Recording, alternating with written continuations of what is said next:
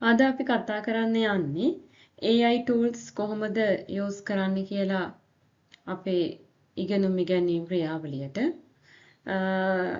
ඊට කලින් මම කියන්නම් Southern Province එකෙන් සෑම ගුරුවරයෙකුටම unlimited server space එකක් තියෙන email account එකක් ලබා දීලා තියෙනවා. ඒ කියන්නේ Gmail account එකක්. මේක unlimited data space එකක් තියෙනවා save කරන්න පුළුවන්. අපි දන්නවා ගොඩක් වෙලාවට අපිට අන්තර්ජාලය භාවිතා කරන email account එකේ GB 15ක් වගේ බොහොම සුළු ප්‍රමාණයක් තමයි store කරන්න දෙන්නේ. ඊට පස්සේ capacity full වෙනවා. එහෙම නැතුව අපට unlimited save කරන්න අවස්ථාව ලබා දීලා තියෙනවා. Southern Province එකේ ඒ email එක ඕගොල්ලන් ලබාගෙන භාවිතා කරනවා නම් ඉතින් අපිට පුළුවන් මෙන්න මේ විදිහට අපේ ඊමේල් එකට ගියාට පස්සේ මේ දකුණු අත පැත්තේ බටන් එක ප්‍රෙස් කරාම අපිට පේනවා drive එක. ෆෝන් එකේ නම් අපි drive එක install කරලා තියෙනවා. එතකොට මෙන්න මේ විදිහට drive එකට ගියාම අපේ save කර files පෙන්වුම් කරනවා. මෙතන new ගියාම මෙතන තියෙනවා Google Doc, Google Sheet මේ වගේ. මේ වයින් අපිට පුළුවන් Google Sheets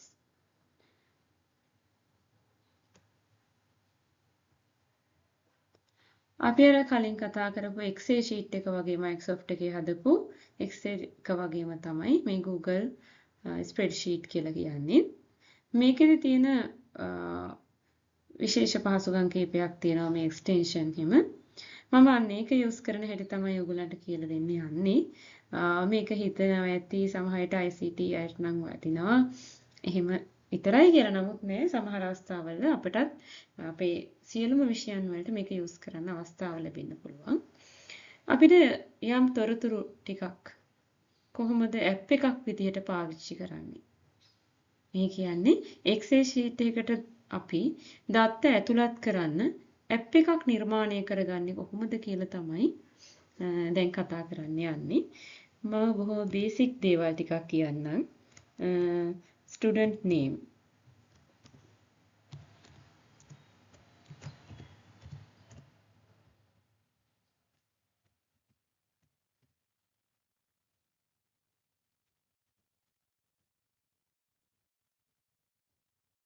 මෙන්න මේ විදිහේ initial data ටිකක් මම අරගන්න යන්නේ ළමයින්ගෙන්. මට ඕන මේක දැන් ඔයගොල්ලෝ දන්නවා හරි පහසුවෙන් පුළුවන් අපිට ෆෝම් එකක් ක්‍රියේට් කරගන්න නම් නේද? ෆෝම් එකක් ක්‍රියේට් කරගන්න පුළුවන්. නමුත් මේක වෙබ් ඇප් එකක් ආධාරයෙන්.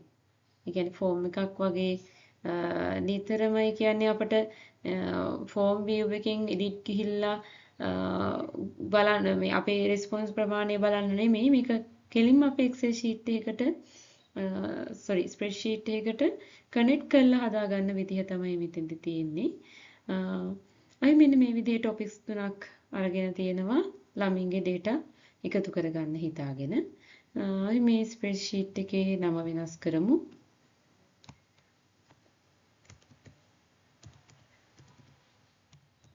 ස්ටුඩන්ට් කියලා. දැන් මේ drive එකේ තියෙන්නේ දැන් මගේ මේ Excel sheet එක අපි බලමු කොහොමද කරන්නේ කියලා. මේක web app එකකින් තොරතුරු ගන්න. extension ගිහිල්ලා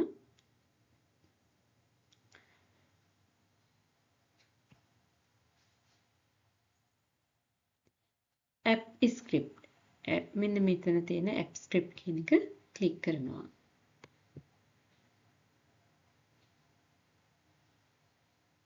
ක්ලික් කරාට පස්සේ මෙන්න මේ වගේ වින්ඩෝ එකක් තමයි අපිට පේන්න තියෙන්නේ. ඒකේ තියෙනවා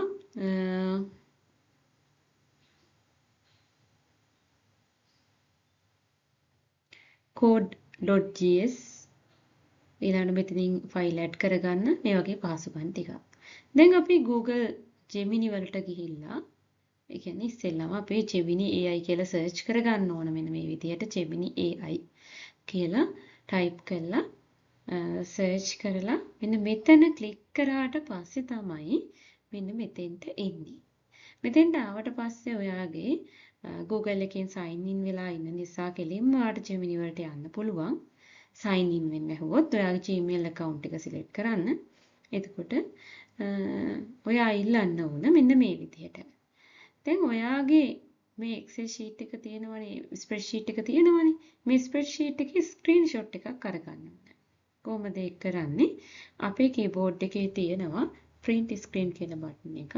මේක press කරාට පස්සේ අපිට පේන්න තියෙනවා මෙන්න විදිහට clipping tool එක. දැන් clip කරලා අපිට පුළුවන් මේ clip කරපු රූපය copy කරගන්න.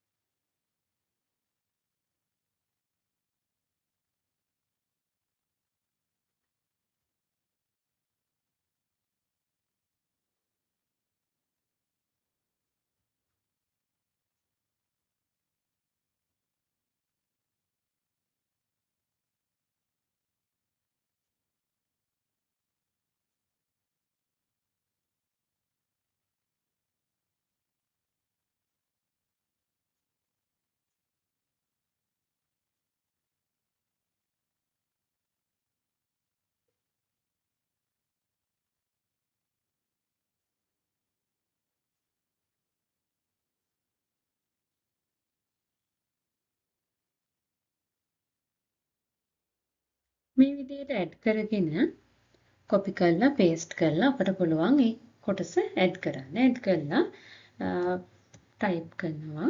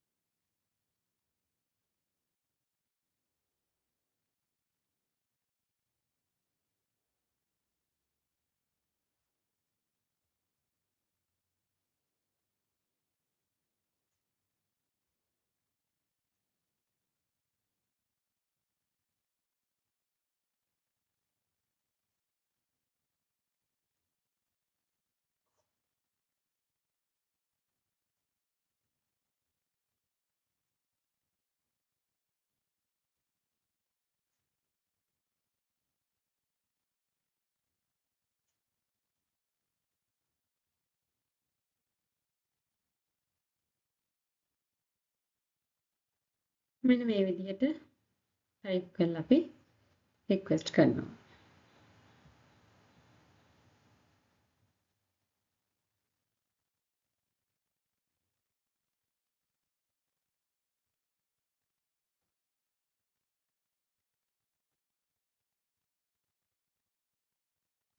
දැන් අපිට JavaScript කියලා එකක් හම්බ වෙනවා.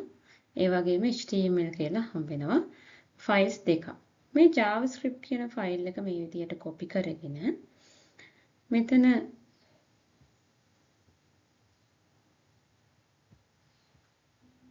app script එකට ගිහිල්ලා මේ code කියන තැන තමයි JavaScript එක paste කරගන්න ඕන. ඊළඟට මෙතන මේ ධන ලකුණට ගිහිල්ලා HTML කියන එක ක්ලික් කරලා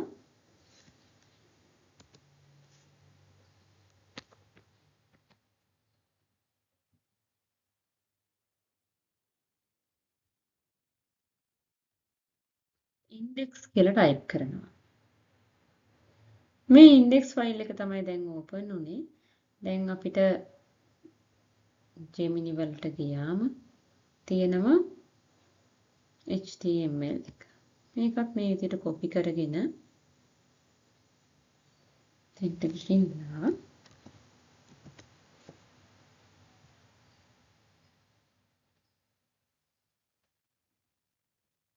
අපි දැන් මේ files දෙකම copy කරලා ඉවරයි.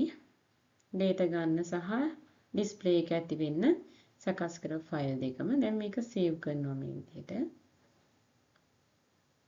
save කරලා මේ deploy කියන බටන් එක ගාවට ගිහිල්ලා click කරලා new deployment කියනවා.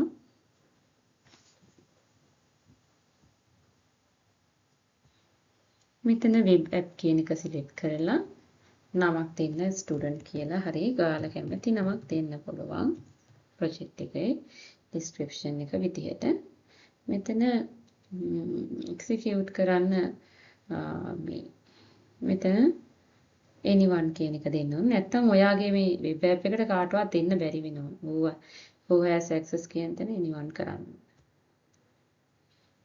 ඊළඟට authorize කරන්න access එක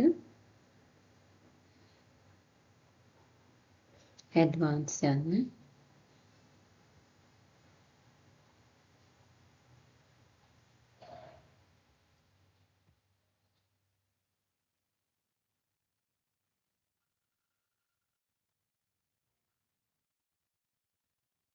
දැන් පුළුවන් මේ විදිහට මේ URL එක copy කරලා අපි වෙබ් ඇප් එක වැඩ කරනවද බලන්න.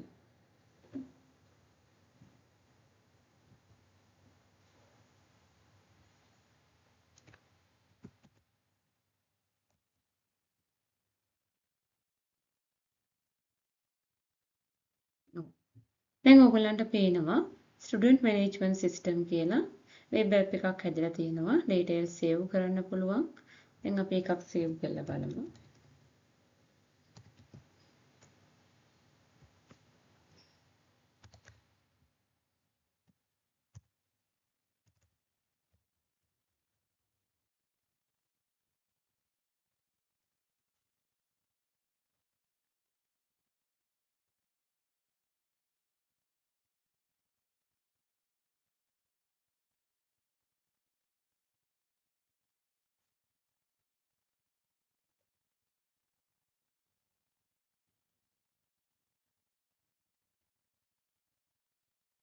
මේ තියෙන අපේ Excel sheet එකේ මේ විදිහට දත්ත ටික සේව් වෙලා තියෙනවා.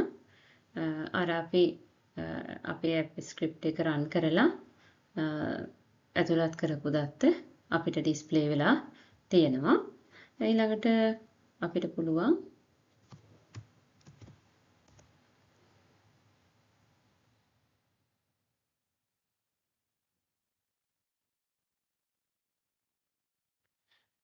නැවත මේ වෙබ් ඇප් එකට රිෆ්‍රෙෂ් වෙලා අපි විසුනාම අපට පේන්න තියෙනවා අර නම ඉස්සරහින් edit කියලා බටන් එකක්.